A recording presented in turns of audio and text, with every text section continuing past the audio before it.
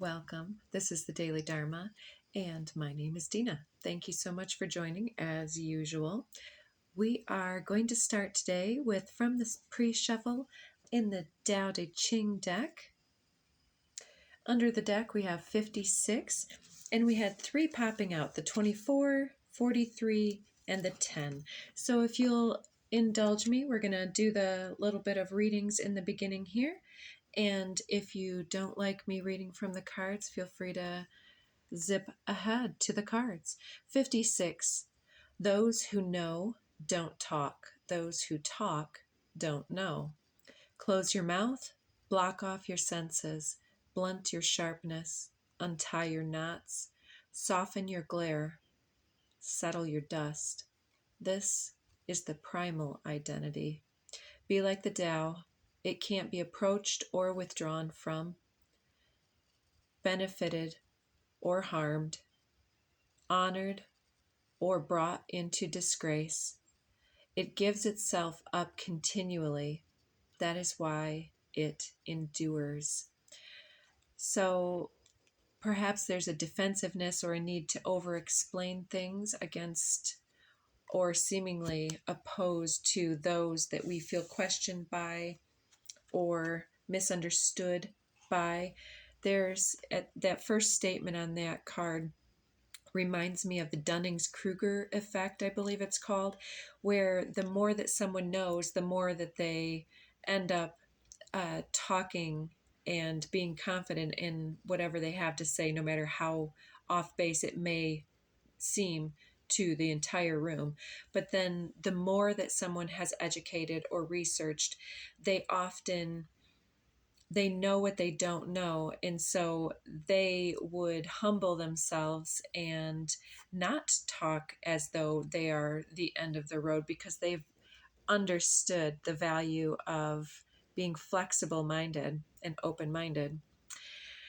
So number 10, can you coax your mind from its wandering?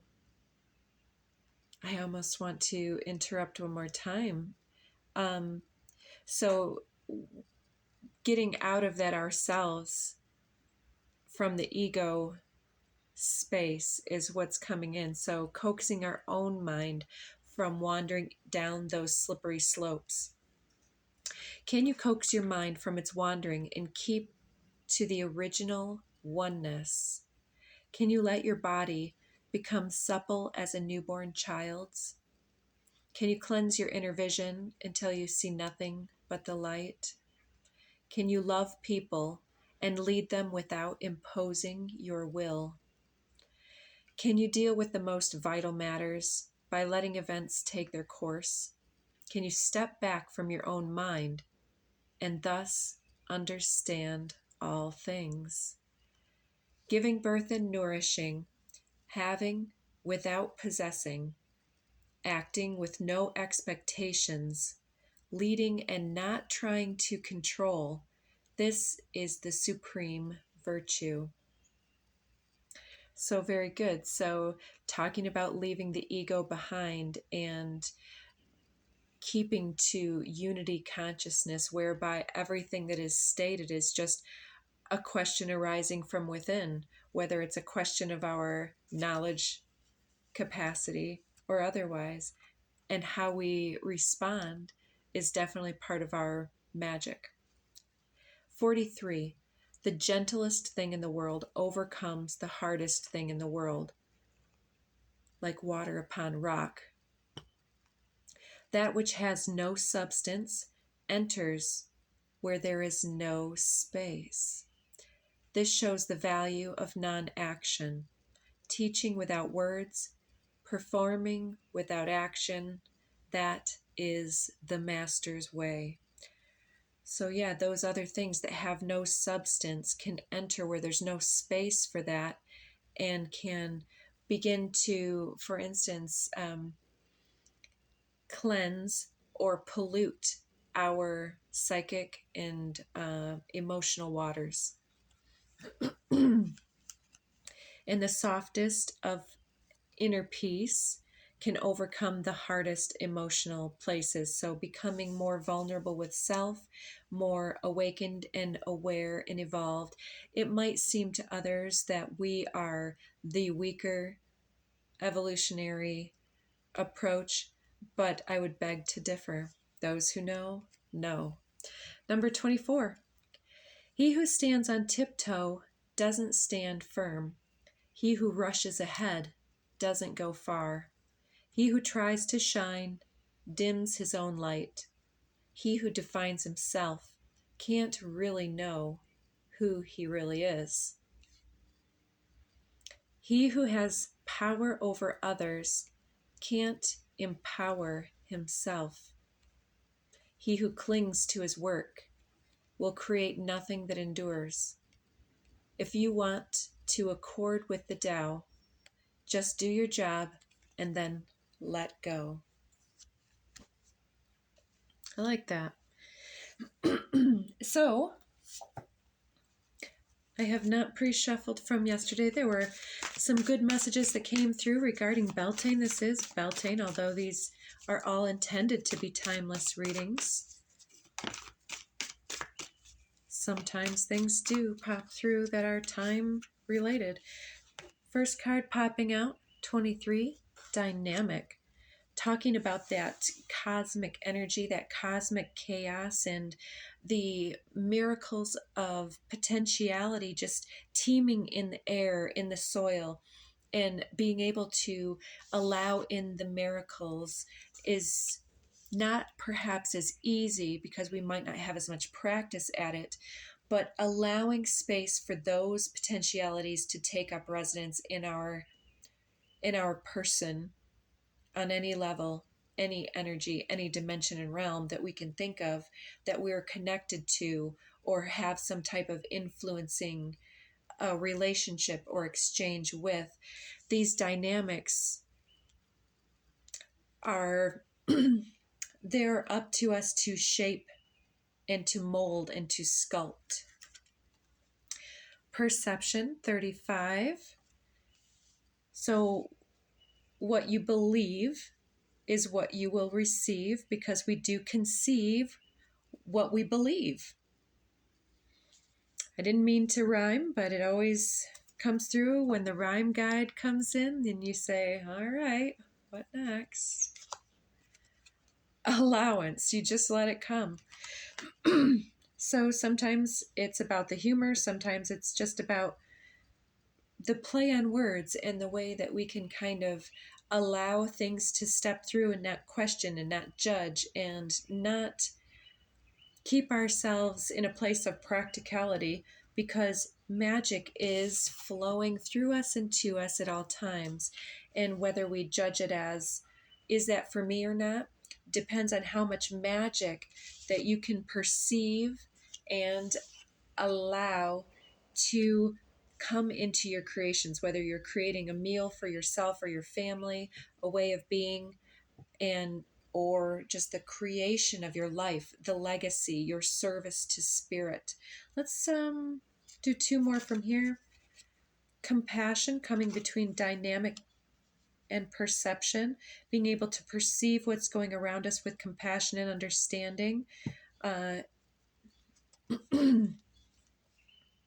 Ability to stand by others and self without judgment, and to be the divine mediator between heaven and earth, spirit and matter, so that unconditional love can flow from source through our heart and out into the world.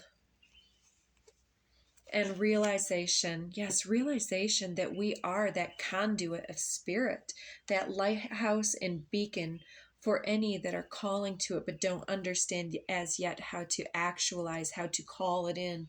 We're the examples and the way showers and the trailblazers that are out there with our psychic machetes, perhaps kind of clearing the deepest, densest brush away and speaking it out for any with the eyes or ears that need to hear or see on any level in any realm, right? To call it in and to be not harsh and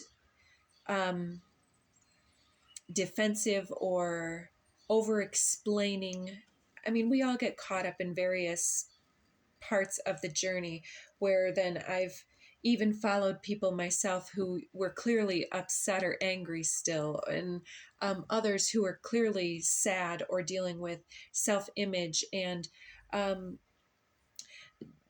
generally, if we can meet them with compassion and understanding and not ultra judgment from self, then we're getting somewhere with our own inner journey. But when we look at them and it's difficult to watch, we can either understand that, okay, that person's at a place where I no longer resonate with that lower end of things. However, I can take what I can from that situation and apply it in a whole new way.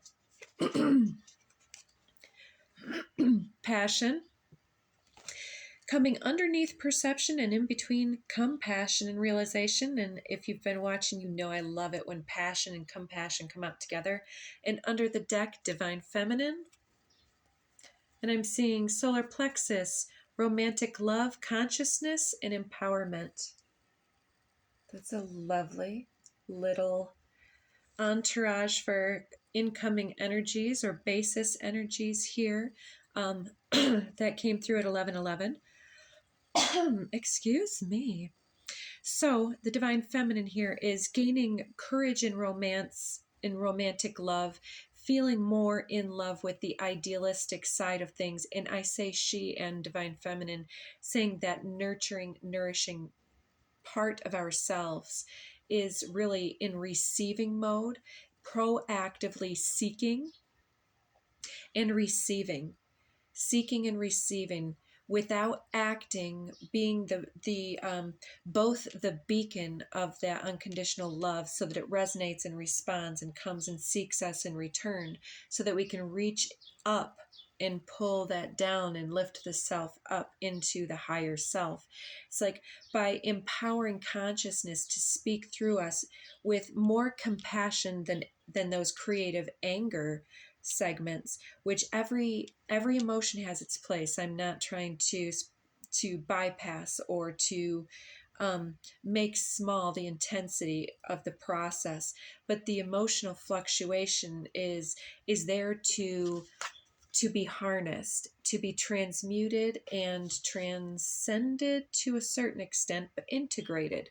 Certainly, that's where the empowerment comes from versus the repression or the polarization of saying, no, that's no longer me. I'm glad I'm not so angry. I'm glad I'm not so sad. Well, we're all resonating with those emotions, but to the intensity and to the way that it validates whatever process is kind of different. And so if we're not where that other person is at, it's empowering to us to understand that where we are, and to hold space for those that are seeking, and to not judge those that are where we perhaps have been, or where we've been blessed enough to have not had to traverse. And we can take their cosmic psychic influx into us and say, I see you, I hear you, and where do we go from here? Let's get a couple of these. The Return to Spirit deck. Give these a little bit of a shuffle. We've got a couple coming out. I already said right order. It's right on the top here. One more. There we go. Under the deck. Change of mind. Okay, so something may be requiring us to shift something. The change of mind here over the dynamic card is talking about something that used to either bring peace or some type of solace, such as getting angry with those individuals or competing with other individuals or feeling some type of comparison energy, has served its place in its time and place. And now I feel like we are putting things in a different context and really leaving some critical, crucial, long-standing process and patterning and portion of our life finishing up this chapter, finishing up this little saga, and maybe putting that book, that volume, into its place and starting a whole new volume unto itself. So the one that flipped first was Celestial. That was on the bottom of the deck from yesterday when I flipped it up, but I did shuffle that in and it popped out again. This was coming through as a convergence yesterday and the few days before, whereby this expansion point, that's like the time, it's the initial contact and the fulcrum of balance and contra balancing energies that are drawing us forward, drawing us out of the old book and into the new volume. So what else is convergence? There's something about convergence that was like a popular cultural catchphrase. Convergence. Is it an alignment or a contact? No, that's like disclosure, but there's something. Convergence talks about multiplicity and dense energies coming into contact in a small space, highly pressurized, and then multiply powerful or dense energies coming together creates infinite expansion. Convergence. I'm sure that word will be coming up again. So the ones that came up right are right order, recognition, worthy, and vibrational. Wow. Okay, so let's take a look at this. I always forget to reverse these so that the camera can pick them up, but this is where I'm starting here. So right order was on the top. So by putting things into their right order, we can recognize and have that realization of both our worth and our effort and the worth of those that we would have judged in the past, creating this exponentially, vibrationally uplifting experience here. So you can see how that color palette's like yellow and this pink, creating these hues. It's like the magenta and the yellow creates the orange here, and it's almost like in the moment talking about the chakra systems here. And this I'm clarifying under the dynamic card. So let's take a peek also at the dynamic card with the right order. It's like the chakra number 1, the base root chakra, red energies, and then the third chakra energies of yellow, solar plexus, confidence, creativity, vitality energies, and then the two co-mingling as this sacral chakra orange energy of connection to nourishment, nurturing, a feeling of healthy self-worth, lack of blame and repression, its expression and healthy outlets for creativity, healthy environments to nest within.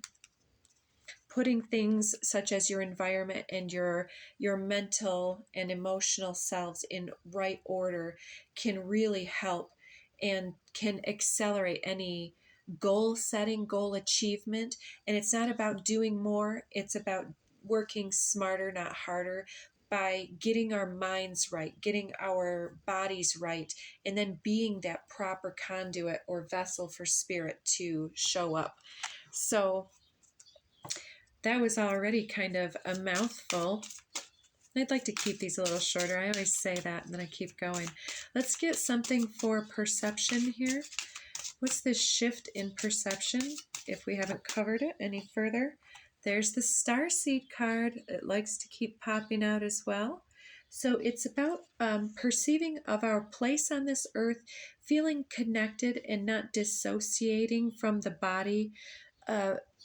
Many of us, especially those that are creative types or have dealt with some type of offense or abuse to mind or body or in this time and space, or having something affecting us from other realms or other connections, other lifetimes can sometimes come in and influence us. And I sense that this is us getting into the body, bringing all of that cosmic awareness and really creating the proper vessel, the proper environment, and then exponentially healing the perceptions of self and the world. But it starts within. If you want to change the world, you must first change all of yourself. Under the deck, we have commitment. So it's a commitment to this change of mind and to perhaps a change of your literal, physical, mental, spiritual expression out in the world and communicating more fully, more authentically who and what and how you are. And doing the damn thing. I'm hearing allowance. What are we allowing to step forward in our lives? I'm feeling mediumship. Let's see. Let's stop there. Did I have that all on camera? Okay. Violet flame. So that's beautiful. Violet flame and mediumship. So violet flame. I have... My knowledge of that is the violet flame is the healing flame of Saint Germain. I believe that he's an angelic ascended master and somewhat distinguishable from the angels or archangels. Go ahead and check out your own information on that, but it's about transmutation. It's about shadow integration. It's about no longer repressing and then having things come out in mangled up egoic different ways, such as in the Tao Te Ching readings at the beginning. But then as things are put into their right order, now we can healthily express, give ourselves those appropriate environments for the expression of things, such as, an easy example for me is singing or dancing. Kinked up energy and expression can kind of work through vibrationally and with motion, or martial arts in a nice controlled environment. Can we work through feelings of aggression or feelings of having been disempowered and now standing up for ourselves at 22? You get the idea that we're going for here. The healthy environments, healthy avenues for creativity, and even the clothes that we choose, the way that we choose to style ourselves, or even stand, or me using my hands, and the way I stand and move, it's all flow. It's assisting energies that want to flow upward and outward and be expressed through me into the camera. And it's allowing those energies to work through us and perceiving them and bringing them into being in the real world is very healing. Anything for compassion, being the mediator between heaven and earth, as we just saw with that star seed card, having greater compassion. Anything else? Greater compassion. With greater knowledge comes better action, right? What does Maya Angelou say? When you know better, you can do better. Compassion. You are so gifted with so much compassion, so much potential. You're here for a reason. You're very needed here. And it's not all about other people's service to other people. It's about being a gift to ourselves. What are we here for except to experience and to sculpt miracles out of the very ethers of our lives, and to not to show others wrong or right about us, but to show ourselves how we can become our own highest, best, most special lives and experiences that we can create. And it's about sometimes using the hands and using the body in those ways, but it's not about outcomes and being able to create something tangible to show other individuals. Sometimes it's very much unwrapping the gift of your soul for yourself. Realization. So there's an incredible realization of your maybe life's purpose. And it has something to do with deep love. This is on such a higher and deeper level than one-to-one love, although that's a great doorway, gateway into the expression and the understanding of bonding. Some of us get that from an early age, and some need to find that through different avenues. And so the love of the divine, the love of self-care, self-knowledge, believing in the worth of your gifts and your channel and your mediumship, your healing ability, your ability to move and shape things. It's all becoming an act of compassion, being that conduit, and understanding that you're creating something based on something that's moving you to do so. And so the three that popped out here face up, we had prayers, rejuvenation, and return to spirit. So with realization, I do believe we're being instructed to, whether you engage in vision questing, shamanic traveling, meditation, prayer, or something like that, or affirmations would be phenomenal with that worth card coming up and with the preceding Tao messages. But taking the time to speak and to believe our prayers into being, to believe in ourselves, to believe that what is working through us is valid, and that our path doesn't, I believe in you and I believe your path, but do we believe in us and do we believe in our path? Definitely there's been a need to get out of stagnation or procrastination energy.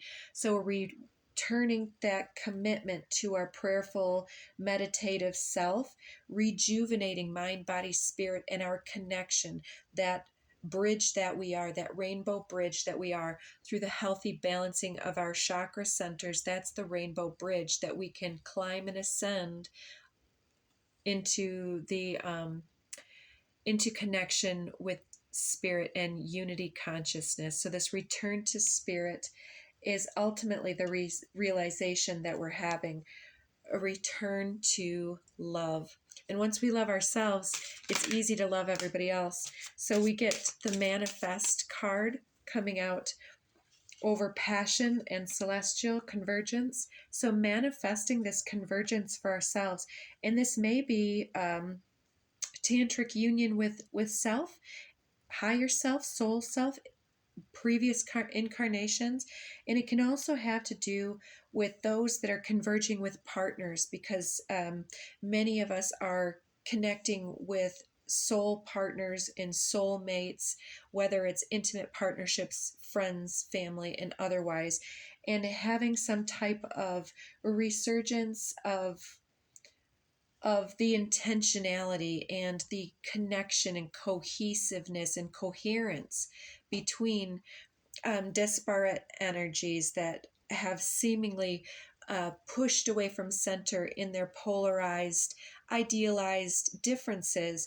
We're seeing that convergence as coming back into the center with more fearless energy, more courage. So definitely fear less at this time. There's definitely a resurgence of passionate energy, because the more that we harness that energy that's all around us and start really recognizing the opportunities to put things in their proper places, the more that we're having fun in playing with the energy.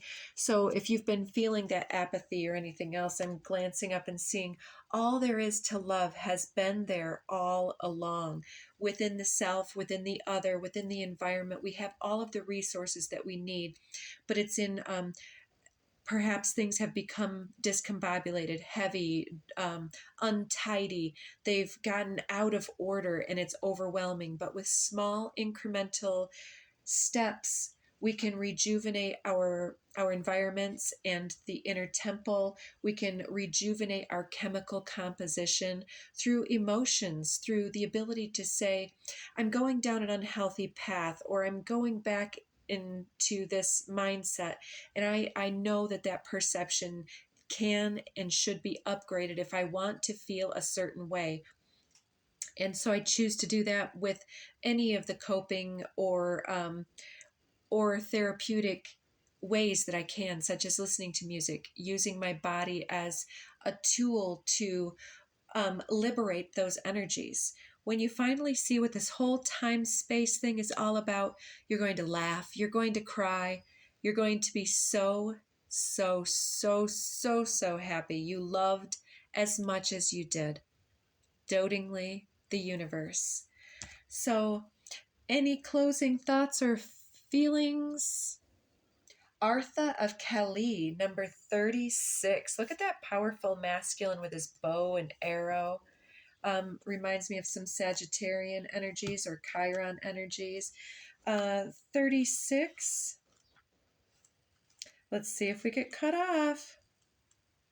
It's always a challenge to the universe, I think.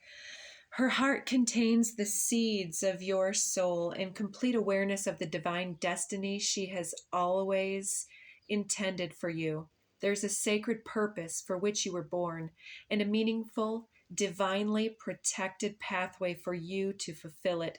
Only you can decide to put your faith and commitment into that path and to take one step at a time in honoring what has value to your heart, tuning into her loving plan. In taking those steps, the pathway will reveal itself and you shall attract great blessings that will benefit all beings. Yes, aim your arrow true. See that light is breaking through the tree cover, that canopy, stepping into the clearing after that dark night of the soul, perhaps, dark chapter, dark volume of the soul.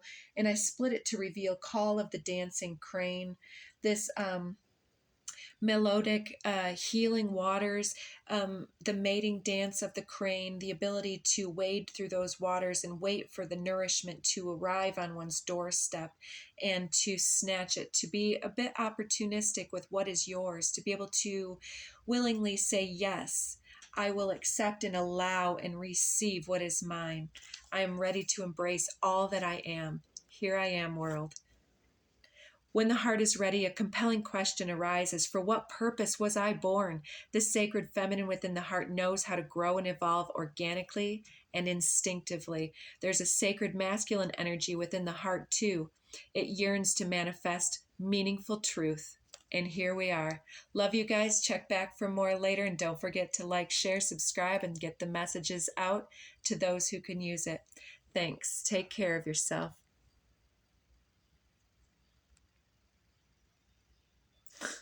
Sometimes this camera. Goodbye, all. All right. So the message wants to just continue. Now you get a view of my ceiling.